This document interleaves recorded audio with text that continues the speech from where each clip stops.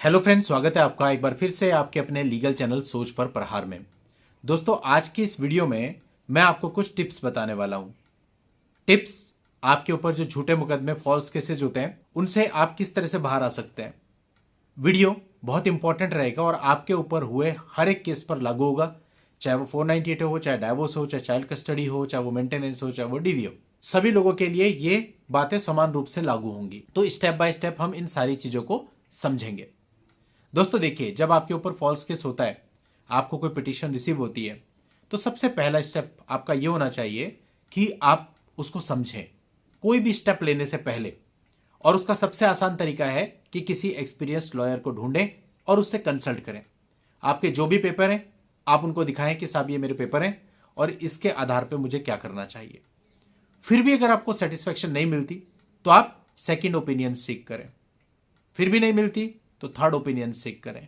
लेकिन इससे ज्यादा मैं आपको रिकमेंड नहीं करूंगा, क्योंकि फिर केवल कंफ्यूजन होता है। अब मान लेते हैं कि 3 ओपिनियन आपने सीख कर ली, बढ़िया एडवोकेट्स फाइंड करके।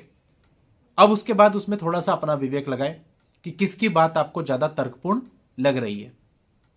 इसके बाद आप अपनी एक स्ट्रेटेजी फिक्स करें कि किस तरह से आप इस केस को फाइट करेंगे और एक एक्सपीरियंस्ड लॉयर को अपने केस में एंगेज करें। ये दोस्तों पहला और सबसे इंपॉर्टेंट पॉइंट है। बिना रणनीति के जब आप मैदान में आते हो तो हार तय होती है, इसलिए स्ट्रेटेजी बहुत इंपॉर्टेंट है। और अगर किसी एक्सपीरियंस के द्वारा बनी हुई हो तो सोने पर सुहागा हो जाएगा। उसके बाद जब आपकी तरफ से एक्सपीरियंस लॉयर ही उसमें एंगेज हो जाएगा। अब एक्सपीरियंस लॉयर की परिभाषा क्या है, यह भी यहां जानना बहुत इंपॉर्टेंट है। यानी एक ऐसा लॉयर जिसने उस प्रकार के केसेज काफी सारे देखे हों। एक्सपीरियंस को ईयर से काउंट मत करिएगा कि आप देखें कि भाई कोई ज़्यादा बुजुर्ग है तो उसको ज़्यादा एक्सपीरियंस है, कोई यंग है तो उसको एक्सपीरियंस नहीं है। इस फील्ड में ऐसा नहीं होता। इस फील्ड में आपको यह देखना होता है कि कौन व्यक्ति कितने मामलों को डील कर रहा है। अगर एक व्यक्ति मान लेते हैं 40 ईयर्स का है और वो हर महीने 1000 मामले देखता है मैट्रिमोनियल, और एक व्यक्ति वो 65 प्लस ईयर्स का है लेकिन वो हर महीने 2 ही मामले देखता है, तो एक्सपीरियंस किसका ज्यादा होगा। इस प्रकार से आप यहां पर एक्सपीरियंस को काउंट कीजिएगा। कई बार दोनों चीजें भी हो सकती हैं, जहां पर बंदा एजेड भी हो और बंदे के पास केसेज भी बहुत ज्यादा हो। तो ये सब चीजें आपको समझनी पड़ेंगी और उसके बाद अपने लॉयर को अपॉइंट करना पड़ेगा। अब आ जाते हैं हम सेकंड पॉइंट पे कि अच्छा लॉयर अपॉइंट हो गया, स्ट्रेटेजी बन गई। अब सेकंड, आपकी जो ड्राफ्टिंग्स होंगी वो काफी शार्प होनी चाहिए, क्योंकि जितने भी कंप्लेंट केस होते हैं उनमें सबसे पहले आपका रिप्लाई जाता है। रिप्लाई को कभी भी लाइटली नहीं लेना है। रिप्लाई से ही आप केस जीत सकते हैं। रिप्लाई ही आपकी तरफ से आपका पूरा का पूरा केस होता है। तो वहां कुछ भी अननेसेसरी ना लिखा जाए, वहां कुछ भी इंपॉर्टेंट लिखने से रह ना जाए, और उसकी प्रेजेंटेशन ऐसी हो जो कि जब आप पढ़ें या उस पर आर्ग्यू करें तो एकदम से कोर्ट का ध्यान उस ओर आकर्षित हो जिस ओर आप दिलाना चाहते हैं। इसके बाद थर्ड पॉइंट आता है गवाहों की क्रॉस एग्जामिनेशन। क्रॉस एग्जामिनेशन किसी भी केस की बैकबोन होती है।